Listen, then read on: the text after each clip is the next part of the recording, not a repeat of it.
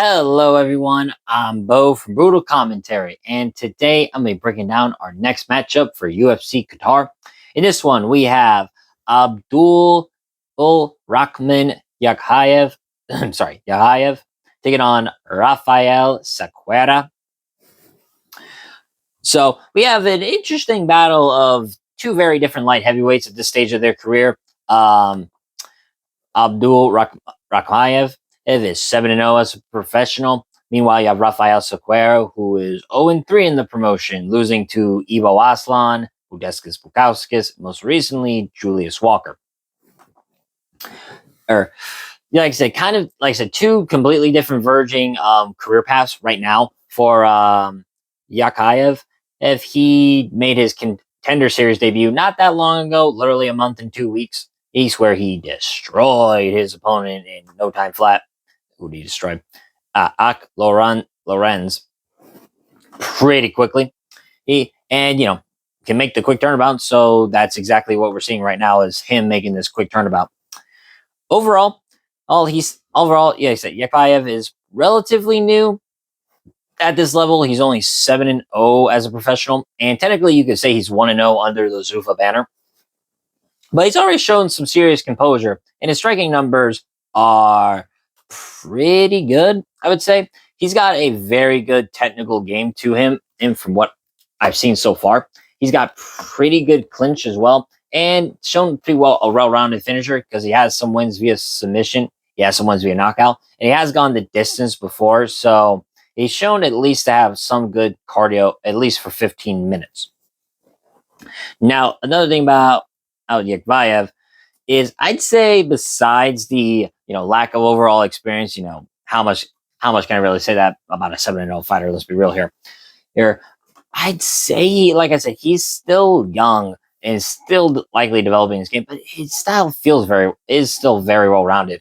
And from what I can piece together, he's not relying on purely one thing. He can mix his striking and grappling. He seems very comfortable transitioning between phases. It's just very tough to say how much his skills can translate into this. But from what I've seen, he's got overall a complete striking game so far. He's got good clinch strikes in the clinch with knees and elbows. He can strike from a distance. And as I said before, he does have some submissions to his game. He's not just a pure striker. In fact, you look at his 7-0 record. So far, he has 3 wins by submission, and those being 1 triangle, 1 guillotine, 1 rear naked choke. So he at least is somewhat well-rounded in terms of finishing abilities. And that is something I do like to see in prospects like him, especially in these higher weight classes. Look at that Raffael Cerqueira. At this point in his career, like I said, on a rough patch, he was undefeated coming into the UFC at UFC 308. But like I said, knocked out, lost to Ivo Aslan, knockout loss to Budeskas Bukauskas, and then most recently the decision loss to Julius Walker. In terms of his overall skill set, he's a southpaw, which already kind of introduces a tricky angle for his opponents. And you at least look what he has right now: 8 wins by knockout, 2 by submission. So he is somewhat of a well-rounded finisher, but is against tomato cans. I mean, his last 2 wins, he fought a 1-1 guy and a 6-3 fighter in a demo fight. Now, still though, I would say Cerqueira's striking is his bread and butter. He does have some serious power, and a lot of his wins come early, usually in the first round. And if you look at the UFC stats, he's finished a large portion of his fights, like I said, in the first round. However, his takedown defense is apparently very limited, as you saw with Julius Walker, where sometimes Walker's takedowns made absolutely no sense. He kind of shot from halfway across the ring, but still had no problem getting Cerqueira down. But I don't know. That's not really knock on him necessarily. He clearly leans into what he does best.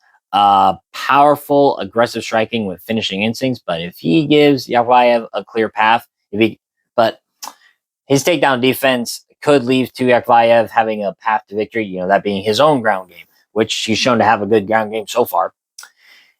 If you look at how these guys go stylistically, Yakhyaev has the toolkit to force his game: strong takedown defense, good transitions, and striking to punish someone who overcommits.